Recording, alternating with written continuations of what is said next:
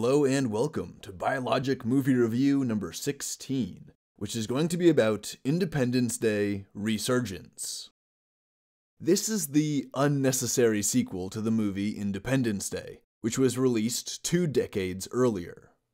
In regards to the original movie, I gave it a pretty bad rating because it has a lot of plot holes and inconsistencies and general silliness. But despite this, I liked it. It's a fun and enjoyable movie, but it's not worth taking too seriously.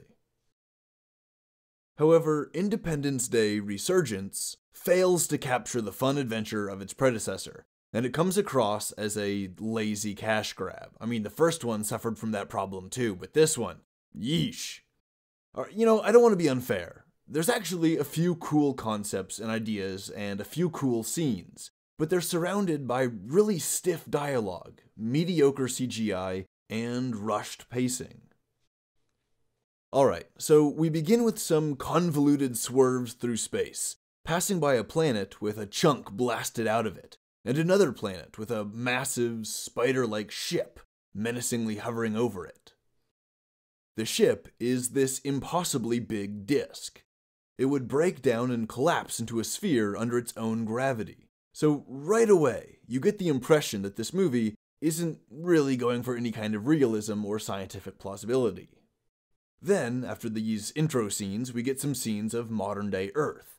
And thanks to some clunky exposition, we learn that in the 20 years since the War of 1996, mankind united, worked together, built stuff with back-engineered alien technology, and basically turned the world into a techno-utopian future. There's even massive orbital weapons and other defenses to stop a second alien invasion. I mean, can you imagine? I would prefer this, even with the aliens attacking, to what we got going on now. But anyway, can you guess what's going to happen in the movie? I mean, a lot of this stuff, every scene leading to a surprise, it's really obvious.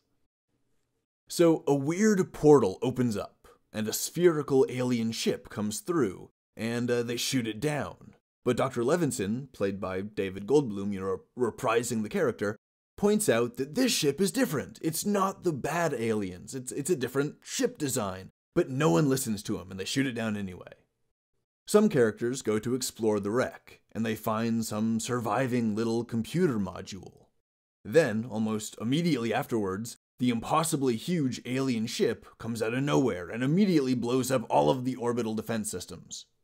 The gravity of the ship, it's portrayed having a gravity effect, and yet it can withstand its own gravity to avoid breaking down into a sphere. So, it's never explained. It's kind of weird, but whatever. The gravity effect is cool, at least. It looks cool. The ship's gravity is so disruptive that it rips up chunks of the Earth's surface and makes it fold back on itself. When the ship finally settles into the atmosphere, it starts drilling into Earth to reach the core. Remember that planet from the beginning with a big chunk taken out of it? Yeah, that was some heavy-handed foreshadowing, but that was obvious the moment we saw it. During these opening scenes, we get introduced to a lot of characters from the original movie, played by the same actors. It's always cool when actors can come and reprise their role. It adds some continuity, and that's nice. So obviously you have Dr. Levinson, played by David Goldblum, but there's also his dad. The former President Whitmore, played by Bill Pullman, is back. And he's like this psychologically tortured mental patient because of his psychic exposure to the aliens. There's also Dr. Brakashokun, played by Brent Spiner, who's been in a coma for 20 years after being strangled by the aliens and used as their mouthpiece. So there's some alien survivors that the humans kept in captivity for those 20 years. It's very high security, but somehow former president/mental patient Whitmore waltzes right in. He gets a lackey to unlock an alien for him, and then he walks into the containment chamber so the alien can grab him by the neck and speak through him. It was a weird scene because of how, the concept was kind of grim and cool in that sense, but in practicality, it was kind of stupid and needless. The alien could have killed him. It tried to kill him, but only after it decided to participate and talk to the humans through the neck strangling method. And again, just like the first movie, they didn't even touch the diaphragm. So this isn't physiologically or anatomically valid at all. It's not even reasonable or practical. It's purely the rule of cool. It's also awfully convenient that the alien just happened to mention their queen, letting the humans in on the fact that they have a hive colony, or a colony-like social structure with a monarch. Okay, before we go any further, as a side note, I want to say that this is really becoming a very lazy plot device for an alien society. The low-effort, go-to social design is the stereotypical hive. They're a hive mind. They're all connected, and if you kill the queen, it disrupts the mind connection, and everything falls apart. Now, this plot device isn't inherently lazy. It's based on real insect sociology, like ants or bees, and it creates an implacable, formidable, and terrifying enemy. But it's just been done to death. It's so overused, and so often there's no creative permutation, or any twist to it, or anything. Independence Day Resurgence uses this plot device in the laziest way, not adding anything original to it, and making the murder of the queen the actual endpoint of the plot. I mean, there's no twists or anything unexpected. You know exactly what's going on and what they have to do, and it's, oh, can they do it? Oh, well, I paid good money to get a ticket. I better be happy when I leave. They better win. It's pure cookie-cutter laziness meant for a lazy audience. I mean, okay, maybe I'm being too cynical. I'm probably being too cynical. Alright, well, whatever. The spunky humans launch a counterattack, and it goes much like the aerial dogfight in the first movie. Outperformed by the alien technology, the human assault is broken, and only a handful of survivors make it to the alien mothership. It should be noted that the aliens really upgraded their fighters since their last invasion, as these ships are much faster and have a much higher rate of fire. They're actually pretty effective this time, but their shields aren't as strong. Meanwhile, Dr. Okun is doing research back at Area 51, and he manages to crack open the computer module retrieved from the spherical ship that was shot down at the beginning. It turns out that, just like in the first movie, Dr. Levinson was right, and what do you know, this is a good alien. It's an AI that trains other species to fight against the Harvesters, which is its name for the bad guy aliens that are trying to core out the Earth and wipe out humanity. This AI is a threat to those Harvesters, so naturally they want to destroy it. So the humans develop a plan to trick the Queen, to lure her out and destroy her with bombs. Because, relying on explosions to move your plot along is the signature move of a fantastic movie. I mean, just ask Michael Bay. Anyway, without going into too much detail, former President Whitman volunteers to deliver the bombs in a suicide mission. The Queen falls for the bait. Whitman is able to detonate the bombs. But, gasp! The Queen isn't dead. She had a force field that protected her. But in the course of the battle, her shield is disabled, or deactivated, and she's shot approximately 1 billion times and finally dies. With the Queen's death, all of the other alien ships deactivate, and the alien warriors all die. They're less like living creatures, and more like battle droids from the first Star Wars movie. They're that one-dimensional.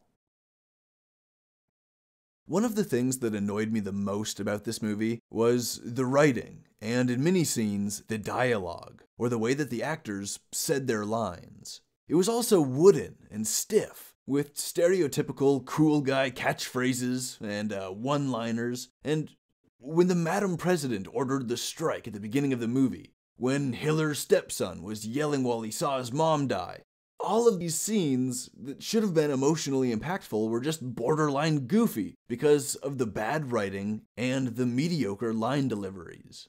Bill Pullman manages to give an inspirational speech a bit past the halfway point of the movie, and again, just like in the first movie, it's super weak. His delivery is awkward, the speech isn't very inspired, and the whole scene is just flaccid.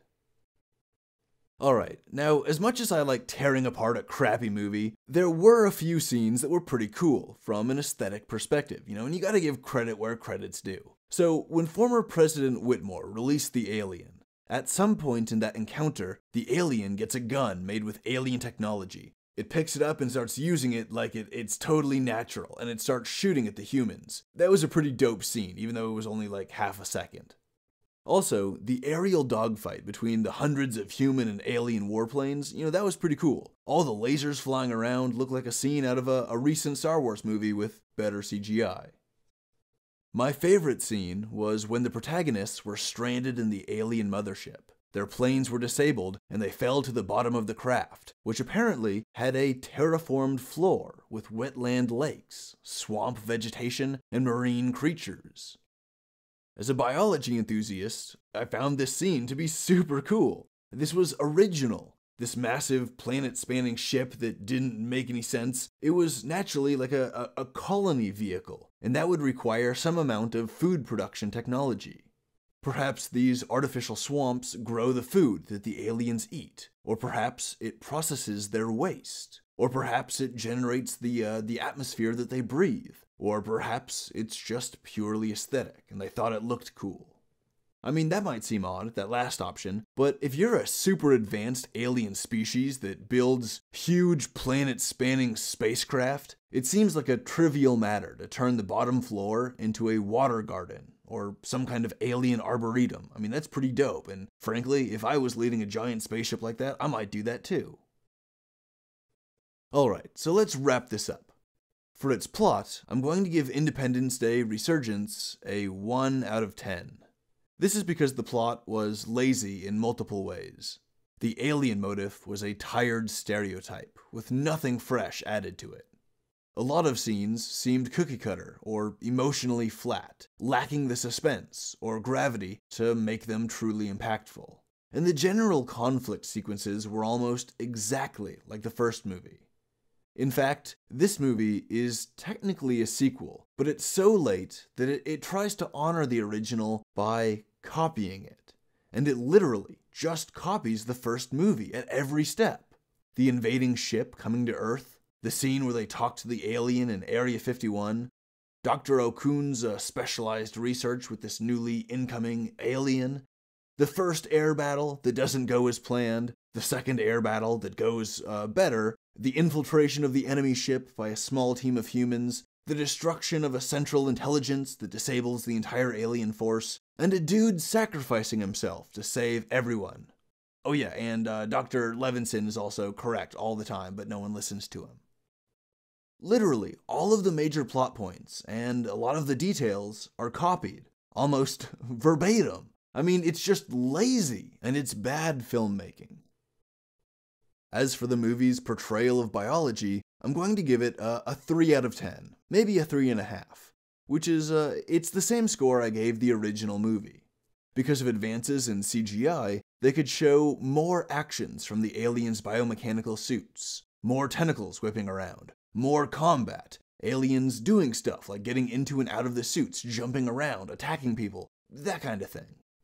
Although, this stuff is weird and inconsistent. In some scenes, the aliens take dozens of rounds, but still stand and fight back. But in later scenes, just a few rounds kills them instantly. Starship Troopers had this same problem. The Queen is impossibly big. Her body would collapse in our gravity well, especially with her insectoid body shape. But she runs around and gets shot by hundreds of rounds from warplane-mounted weapons. She hardly takes any damage at all, she's just soaking in hundreds of bullets. Until the end, when she suddenly starts getting brutally damaged by all of it. It's as if the first 90% of those bullets that hit her just didn't do anything. It's weird. There's no consistency or sense of scale when it comes to these violent engagements. In addition, at some point, the humans that are hiding in the alien ship's swamp, they submerge themselves in the water, they slip in. But they don't get any crazy rashes or infections. They don't go blind or have their skin slough off. They don't get some kind of brain-eating amoeba. They don't have some insane allergic reaction, which are the kind of things that I would expect if you submerged yourself in a pool of liquid on an alien spacecraft full of alien organisms. It's not just plants and animals. There's probably alien microbes in there too. And now they're all over their skin, in their eyes, up their nose. What's going on with this? But there's no reaction. It's as if they just took a dip in a pool. So the first Independence Day was fun, but kind of silly and not very serious. This sequel is silly, but it takes itself too seriously to be fun, and it's too mediocre and awkward to take seriously. The plot was lazy, the acting was mediocre, and the dialogue was stiff. The movie just reeks of something that was designed by committee. Like every scene and plotline was smothered by the dumb opinions of executives at 20th Century Fox. Here's some stuff that must have been said during their planning meetings.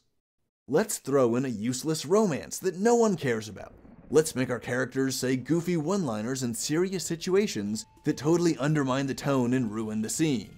Remember everyone, don't think about how shamelessly we're copying the first movie. This is gonna make us a ton of money. What a terrible film. Don't even bother seeing this. It's not worth it.